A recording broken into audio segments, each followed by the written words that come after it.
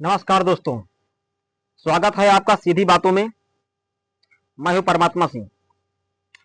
आज बात करेंगे उन लोगों की जिनके हाथों में देश का भविष्य है, लेकिन जिनके साथ अन्याय हो रहा है। सबसे बड़ा, हमारे युवा सबसे बड़े शोषण के शिकार हैं। इस देश के सिस्टम के सबसे बड़े शिकार हमारे युवा ही हैं और कोई नहीं है। जब भी मौका आता है तो कहा जाता है युवा देश का है, युवाओं का देश है भारत। लेकिन क्या सच में इस देश ने युवाओं को उनका हक दिया है? यह बहुत ही बड़ी सोचने की विषय है। भारत में हर साल करोड़ों युवा पढ़ाई करते हैं, लाखों रुपए खर्च करते हैं डिग्री लेने में, लेकिन नौकरी मिलती है उनको? जिनका उन्हें हक है, क्या उनको नौकरी मिलती है? यह हर युवाओं से सवाल है। क्या आपको नौकरी मिलती है? सिस्टम आपके साथ न्याय कर रहा है? कहीं पेपर लीक हो जाते हैं, कहीं इंटरव्यू सिर्फ उन्हीं लोगों को होता है जो सिस्टम से जुड़े होते हैं, नाम मात्र। देश का युवा मेहनत कर रहा है, लेकिन सिस्टम उसे धोखा दे रहा है। सोचिए, एक युवा जिसने 5 साल पढ़ाई की, वो जब 30-40 बार फॉर्म भरने के बाद भी नौकरी नहीं पाता, तो उसकी आत्मा टूटती नहीं है? उसका दिल टूट जाता है। सरकारी स्कूलों की हालात देख लीजिए। कोई जगह आप जाएंगे, कहीं भी जाएंगे, कई स्कूलों में टॉयलेट नहीं है, किताबें नहीं है, फिर सब कुछ है तो टीचर नहीं है, और टीचर है तो पढ़ाता नहीं है, क्योंकि जो सिस्टम है आज का, उसमें बंधा हुआ है। और फिर पूछते हैं कि सरकारी स्कूल से निकले बच्चे पीछे क्यों रह जाते हैं? निजी स्कूल में तो सिर्फ जो निजी स्कूल हैं, उसमें तो अमीरों के बच्चे यार पढ़ते हैं, और गरीबों का बच्चा जो है सपनों में ही अफसर बन जाता है। बस कैसा सिस्टम है भाई? अब बात करें उन युवाओं की जो दिन रात मेहनत करते हैं, UPSC, SSC, railway, bank, police, army की तैयारी करते हैं। लेकिन क्या होता है?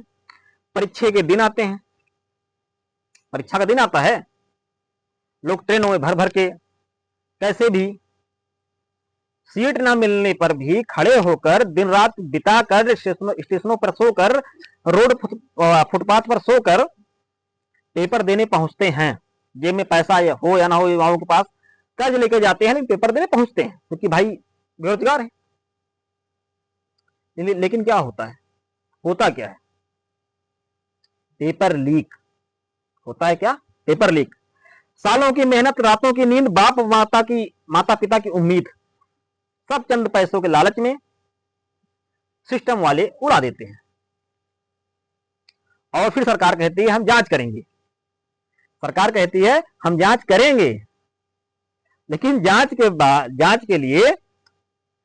जांच के नाम पर युवाओं का 1 साल और बर्बाद कर दिया जाता है सही कि नहीं? आप बताइए। और वही युवा बेचारा, हमारे आपके बीच के लड़के डिप्रेशन में चले जाते हैं। ये सोचने वाली बात है। हम यहाँ पे मनोरंजन करने नहीं आए हैं। मनोरंजन करना, नाच गाना करना, रील बनाना, ये आसान है, लेकिन जो सिस्टम है, जो इस देश के युवाओं की धज्जियां उड़ा रखी हैं, उन पर बात करना, उन पर सवाल उठाना कठिन है। सबकी हिम्मत नहीं है सिस्टम पर आवाज उठा दे।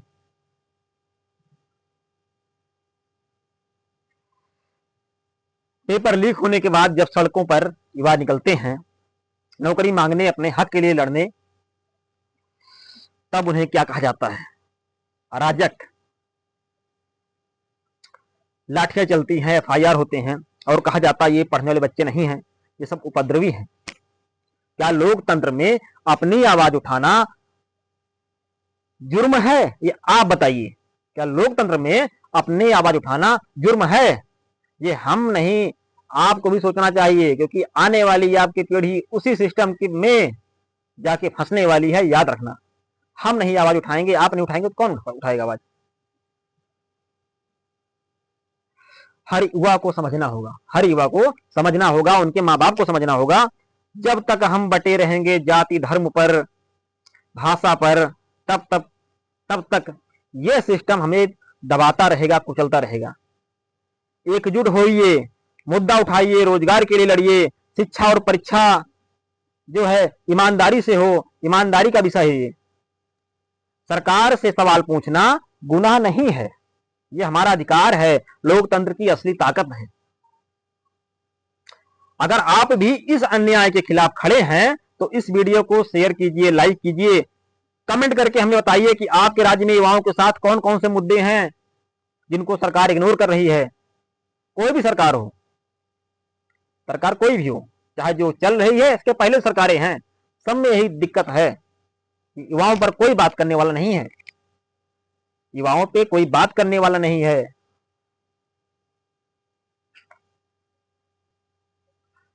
क्षमा कीजिए, सिस्टम है, ये भी एक सिस्टम है। लाइट तो जाना ही था, खैर आ गई है, अच्छी बात है।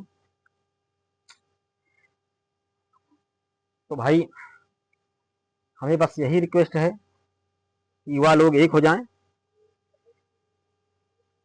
अगर बातें हमारी पसंद हो, एक हो जाइए, वीडियो को शेयर कीजिए, लाइक कीजिए, सब्सक्राइब। धन्यवाद, जय हिंद।